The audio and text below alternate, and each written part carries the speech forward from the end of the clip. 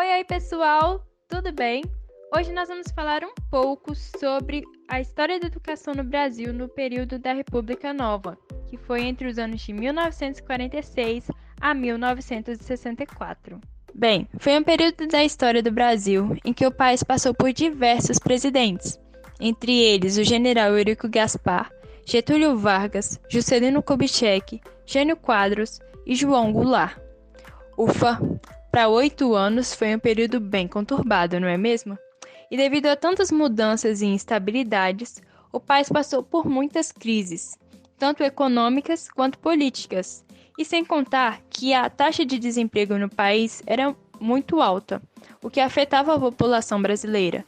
E sem contar que as taxas de analfabetismo também eram muito grandes. Vale ressaltar que no período da Era Vargas, anos antes, a educação se tornou muito mais acessível para a população. Os alunos do primário, por exemplo, tinham a educação gratuita, enquanto quem desejava fazer faculdade recebia o ensino secundário e aqueles que procuravam um emprego imediato usufruíam do ensino profissionalizante. Mas só após a Quinta Constituição, que foi feita em 1946, que a educação se tornou de fato direito a todos. Mas não vou dar muito spoiler não, porque estou com um time aqui que vai dar um show explicando um pouco mais sobre este período. Fiquem ligados. É com você, Nivaldo. Olá, pessoal. Pensa num momento conturbado. E não era Covid, isso mesmo. Foi em 1946, aqui na nossa casa no Brasil. Nessa época, o povo capengou 8 anos de ditadura e 15 anos de governo Vargas. E como nem tudo é lágrimas e sempre pensamos em inovar, surge o Estado Novo em 1937, no qual a base familiar era o pilar da educação. E aí, de não cumprir, a chinela comia e não tinha mimimi de denunciar pai e mãe para a polícia. Essa educação era para orgulhar os pais, já que ia formar profissionais e o futuro de uma nação. Haja lágrimas emocionadas da mãe na formatura. Mas essa era do nosso amigo Vargas não se focava nem no ensino público, nem no privado. E quem fica em cima do muro, uma hora cai. E a Constituição de 37 caiu e foi substituída. Entramos no ponto X da nossa prosa, a Constituição de 1946. Já que quem vive no passado é museu, vamos falar do que interessa. E essa Constituição, o povo que representava debatia. Não sei se batia, porque o pau quebrava quando era para decidir uma coisa e o outro não concordava. Chegou então a falar de liberdade de ensino e ensino oficial. Na nossa época, pergunta quem é o pai da aviação, que a pessoa normalmente não responde, mas pergunta quem é o Whindersson Nunes. Ô cabra safado, sai do YouTube e vai estudar. Nessa treta toda rolou a discussão do ensino leigo contra o ensino religioso. Beatas de plantão, não vamos discutir isso. Foca na história. E falar nessa época de verbas para educação, nos força a mente ouvir o Xibombom, onde o rico cada vez mais rico e o pobre cada vez mais pobre. E não é nessa que a educação se dá bem. Então, buscaram dar um upgrade na educação e lançaram um tal de Lei de Diretrizes e Bases da Educação Nacional. Se você não leu, moleque, trata de ler, porque vai demorar esse texto cabuloso e que vai dar direção para a nossa educação. E não é que foi aprovada pela Conferência Brasileira de Educação? Pergunto se leu mesmo, porque é interessante, mas não dispensa um bom café. Eita sono! Receber influência na aprovação pela Carta Brasileira de Educação Democrática, escrita pela ABE, Associação Brasileira de Educação.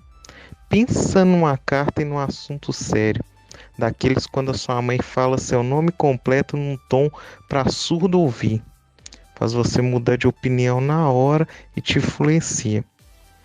Brincadeiras à parte, essa carta focava no espírito de liberdade e no respeito humano, respeitando a expressão da personalidade, e olha que você teria oportunidade igual.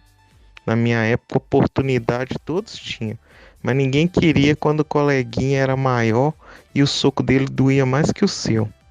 E para por fim, nessa prosa de 46, vamos reforçar que o babado do ensino religioso ficou remoendo. Se tivesse meme, seria Gil do Vigor dizendo: "Volta Brasil!" no tom de retrocesso. E essa treta toda gerou o artigo 168. E a educação teria na lei um ensino primário obrigatório. Isso mesmo, moleque. Estuda ou sua mãe perde o Bolsa Família. Essa educação é gratuita, tá? E não é para você matar a aula na quadra, não, hein? Pensa que não sei, né? E o ensino religioso conseguiu seu lugar na grade escolar. A fé move montanhas. Vamos rezar para essa educação melhorar, pois a década de 50 prometeu e teve o retorno da discussão da Lei de Diretrizes e Bases da Educação. Mas deixo para as minhas colegas contar daí para frente, porque cansei, vou ali tomar uma água e molhar a garganta. Bye bye, continue aí com o povo. Olá, caro ouvinte, eu me chamo Cleide e gostaria de externar que é sempre um prazer muito grande dividir a mesa aqui com os meus colegas para debater sobre um tema tão importante que é a educação do nosso país. Pois muito bem, pessoal, entre os anos de 1956 a 1961, o presidente atuante era Juscelino Kubitschek, tendo como vice João Goulart. O lema de seu governo era 50 anos em 5. Isso mesmo, você não ouviu errado. O governo buscava o desenvolvimento acelerado do país. Com isso, o presidente buscou trazer para o Brasil indústrias internacionais como Volkswagen e Ford, que garantiram um aumento nas taxas de emprego no país. Mas voltando um pouco para a educação, foi um período de muitas discussões acerca do projeto que o deputado Carlos Lacerda havia proposto. Nesse sentido, as principais ideias dos defensores da descentralização da educação eram estabelecer novos métodos e ampliar as técnicas pedagógicas. Previa-se, então, que o ensino fosse livre. Em alguns casos, acusava-se o Estado de monopólio ou estatização da educação, pois acreditava que o Estado deveria investir na educação privada, já que era uma prática comum. Por outro lado, a Comissão de Educação e Cultura previa uma escola oficial com ensino gratuito, onde o Estado deveria investir na expansão e manutenção da escola pública. Sendo assim, a igreja não gostou muito dessa ideia não, pois na época ela tinha uma forte influência, pois as escolas particulares também ofereciam ensino cristão, ou seja, acusavam então os centralizadores de anticristãos. Inclusive, nesse período, ocorreu um episódio no qual o deputado Fonseca e Silva faz uma crítica aos modelos adotados pelo INEP, que até então era dirigido por Anísio Teixeira. A instituição adota um modelo de divisão de ensino primário nas escolas e, além disso, apoia o ensino laico. No entanto, o deputado ataca Anísio, alegando que o educador seria uma ameaça caso continuasse atuando em um órgão de tamanha importância no setor da educação. Boa noite, cara amigo ouvinte do nosso podcast. Então, continuando a fala dos nossos amigos aqui do grupo a respeito dos marcos históricos da educação no Brasil, eu vou falar um pouco sobre os anos de 1958 e 1959. Naquela época, era muito difícil ver as pessoas alfabetizadas. A educação do Brasil não era linear e muito menos expansiva. Só para você ter uma noção, quase 50% da população do Brasil não sabia ler e escrever, que é o básico, né? O número de estudantes na escola ainda era baixo. E justamente por isso, os anos de 50 e 60 foram marcados por um intenso debate sobre a educação brasileira. Muitos intelectuais e movimentos sociais formularam propostas para a organização de um sistema nacional de ensino mais democrático, popular e expansivo, que superasse todas as desigualdades e formasse cidadãos. Dentro disso aí, nós podemos ver o Anísio Teixeira, um dos maiores educadores do país.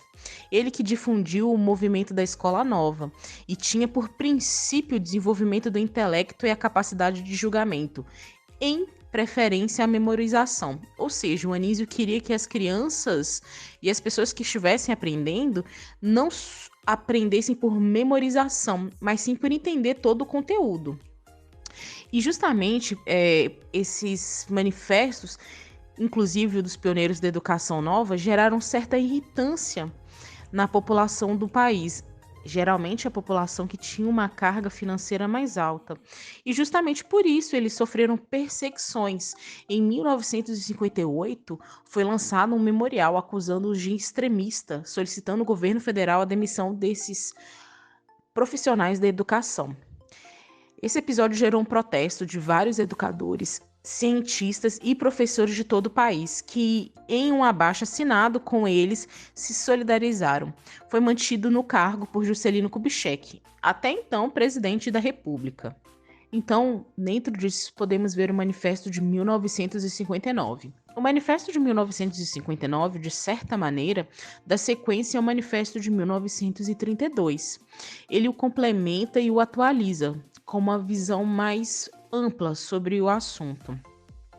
Esse manifesto dos educadores democratas em defesa ao ensino público no Brasil naquela época foi um manifesto do povo ao governo. A defesa da escola pública e laica é observada como importância suprema.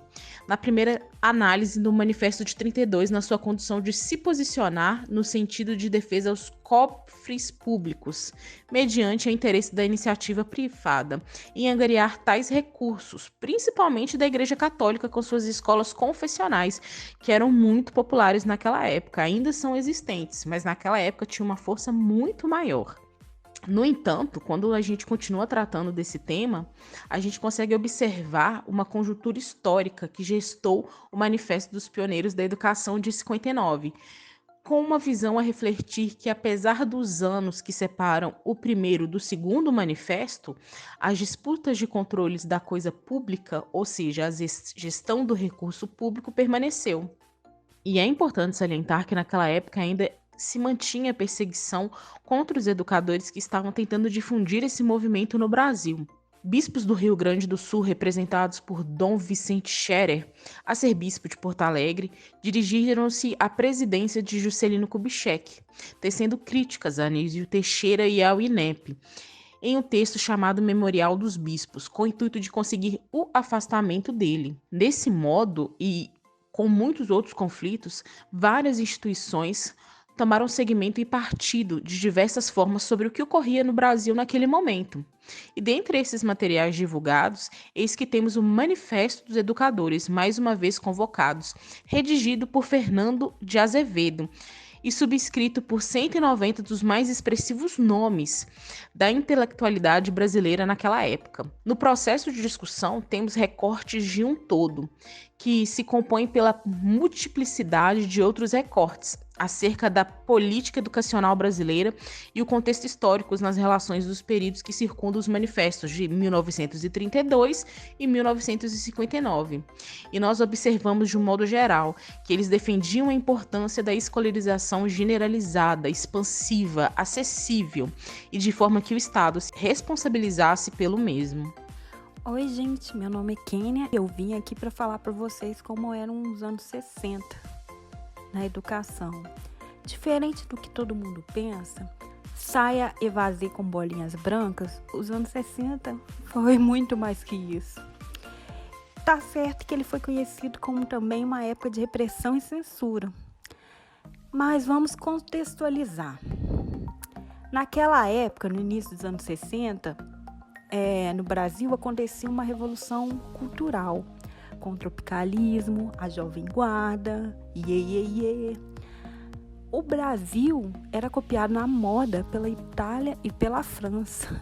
Imagine só, a TV Globo era inaugurada, João Goulart virou o primeiro presidente trabalhista com a renúncia de Jânio Quadros. Essa década representou no início a realização de projetos culturais e ideológicos alternativos lançados na década de 50. Foi uma década que nascia Brasília, a nossa capital federal, que representava a esperança. Oi, moço, vim do futuro para dizer que o Brasil tá lascado com essa capital aí. Mais uma vez aqui parafraseando o Gil do Vigor, como já disse meu nobre colega. A educação nunca foi prioridade para a classe política. Nunca na história desse país a educação foi prioridade para a classe política, de maneira geral.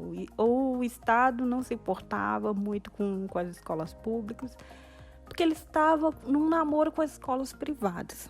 Então, o deputado Carlos Lacerda apresentava um substituto ao LDB, cuja justificativa se encontrava na discussão em torno do princípio da liberdade do ensino. Uma lorota, sim. Trocando em miúdos, a proposta de Lacerda era acabar com o ensino oficial.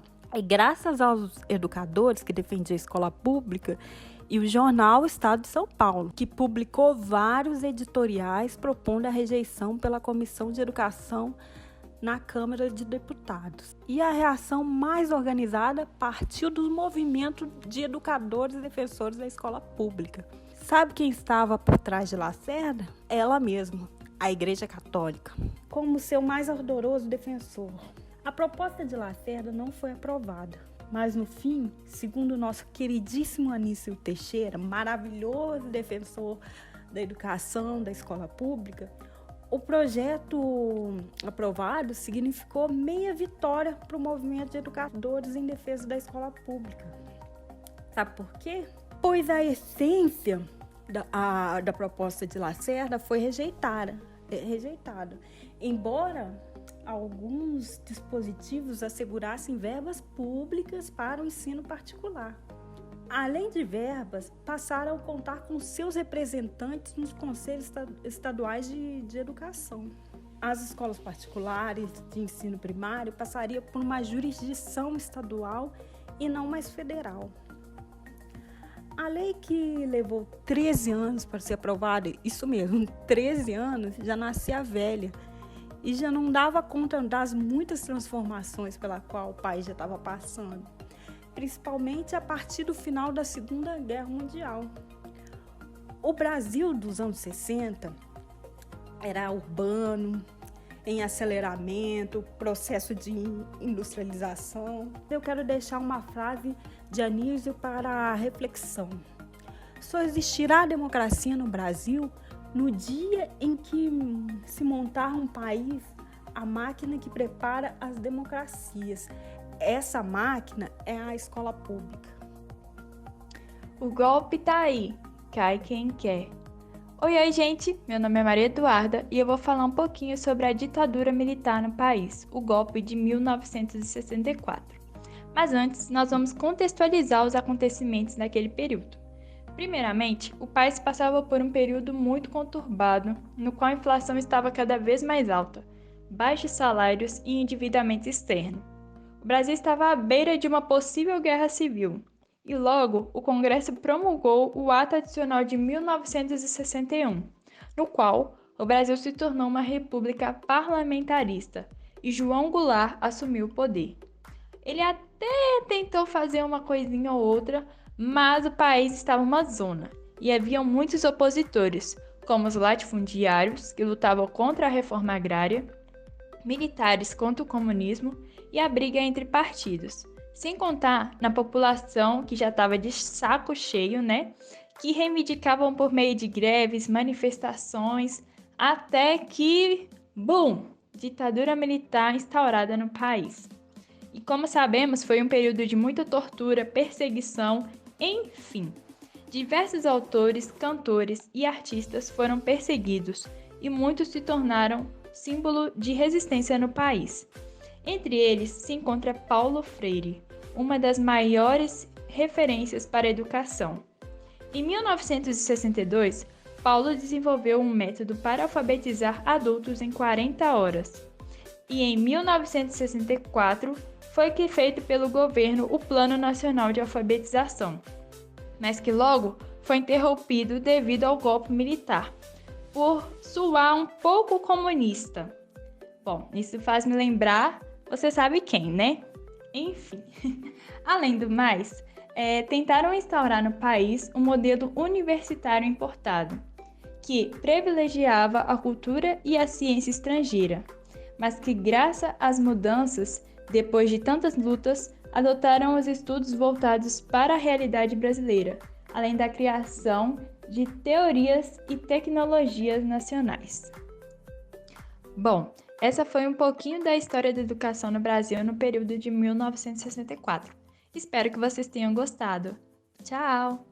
Quero então aqui concluir para fechar com chave de ouro que entre o período de 1946 a 1964, todos os movimentos foram importantes para o âmbito da educação, pois contribuíram para a construção da nossa história educacional. Vimos aqui que após o período da ditadura, foi cada vez mais marcantes os movimentos que buscavam por modelos de ensino mais igualitários e efetivos e que deixassem de lado a marginalização. Nomes de importantes intelectuais coroaram esse período, destacando-se Anísio Teixeira, que bravamente utilizou aí a sua posição na política e na vida para alcançar essa tão sonhada educação. Mesmo com intensas trocas presidenciais ou perseguições, não foi o suficiente para se fazer apagar o intenso desejo dos adeptos da educação por um país onde a alfabetização ocorresse em grande escala. Sendo assim, eu, juntamente com os meus colegas, podemos concluir que ao longo de toda a história, as evoluções ocorridas em relação à educação foram essenciais e trazem marcas das necessidades que as pessoas dispunham e do desejo de mudança. Quero agradecer a todos vocês por estarem conosco até aqui. Tenham uma excelente noite.